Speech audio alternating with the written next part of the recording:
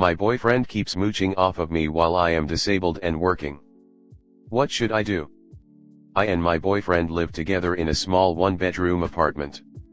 I have multiple sclerosis, and have a job with a big banking corp. He works for a supermarket.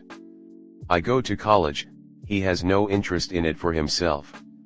He is also severely dyslexic, does not have his GED or license, and I have to drive him everywhere. I have kept my job for the last 4 months, and I don't plan on leaving.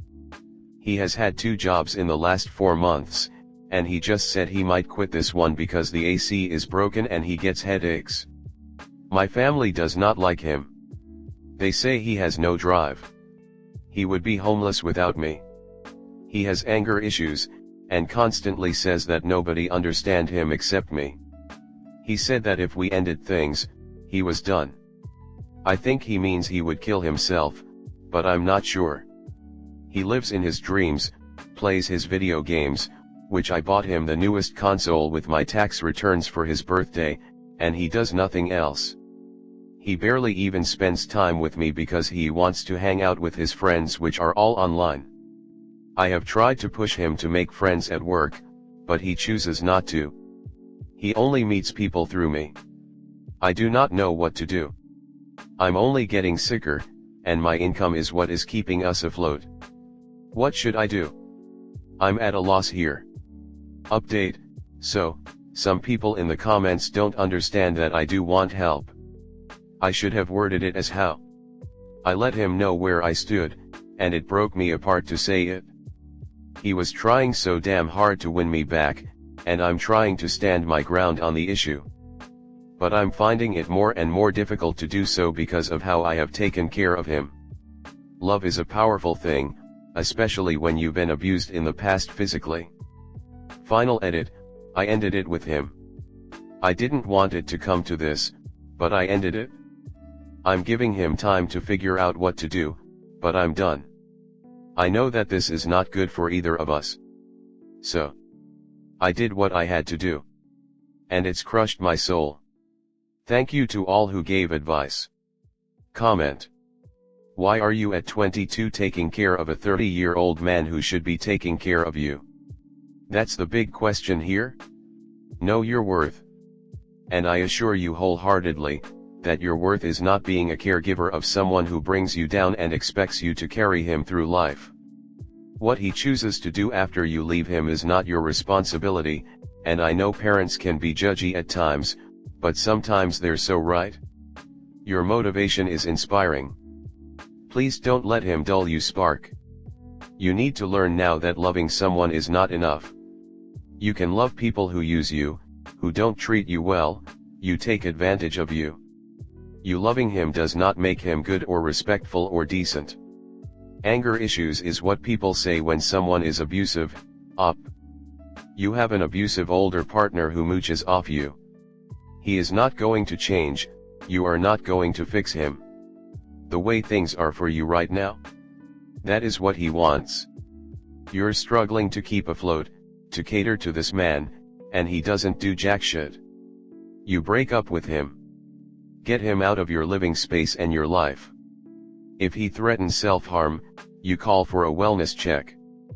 But understand that threatening self-harm is a very manipulation technique. If you stay with him, this will get worse and worse. Please get out of this. So your family don't like your aggressive, emotionally and financially abusive, substantially older, leech of a partner? Who ignores and frankly doesn't even seem to like you beyond as a blank check to live his dreams on as you get more disabled. Paint me shocked. Kick him to the curb. He is only taking from you, and he will not stick around once your ability to provide everything he wants stops. I don't think the question is what you should do, because you, me, and anyone reading this or anyone you've told this to, already knows what to do. The better question is how to do it. Given that it is just the two of you there, and you are disabled, I would recommend talking to your family first and planning on having someone there with you, or at least very close by, the day you let him know it's not working and he needs to leave. This is for your protection. Also, keep in mind that, depending on your state, there may be laws about how long he has before he is required to leave. It might not be that day, he may have a window of time to get out of that apartment. If that is the case, I would recommend you set up arrangements with friends or family where you can stay with them during that time period. And be emotionally prepared. He will tug at your heartstrings. He may threaten self-harm. He may threaten you. None of this matters, even though it feels like your responsibility to make sure he doesn't end up on the streets. It's not. He is an adult, he can figure it out on his own, and don't you dare feel any guilt. Stick to your statements, break up with him, make it very clear when he has to be out of the apartment, and that's it. And if he is not out by that date, be prepared to involve the authorities. And after all of that, self-reflect. This is so clearly a bad relationship. Ask yourself how you are not seeing this. Ask yourself what is going on in your own mind that allowed you to think this was even partially okay and you had some obligation towards him. Consider therapy, it may help get to the root of the issue so that you don't let someone like this in your life again. Next story 2. I was left unexpectedly by my partner and my brain can't process what the EFF just happened. Can't believe I'm coming to Reddit for this, but here I am. My partner and I had been together for a year. He was always very certain of what he wanted, a relationship, and then moving in, and then making plans for our future, wanting children, etc., and I was always a bit more cautious, having been on my own for 8 years. But he was always so sure, and did nothing but make me feel loved and secure in our relationship. I never would have guessed he was going anywhere, and as a person with anxiety I tend to be on high alert for warning signs, but there were none that I could see.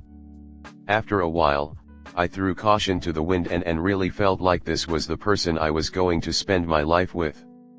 We were really very happy, and had no big issues in our relationship. We've lived together for about 7 months.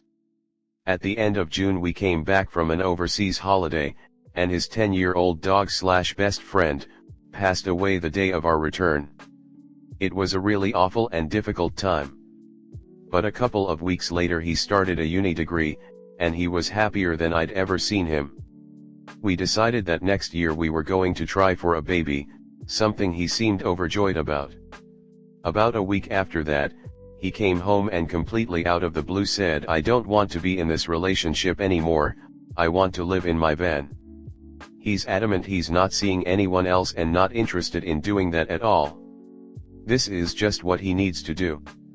Obviously this was a huge shock to me and I didn't have time to process anything before he'd packed whatever he needed and left.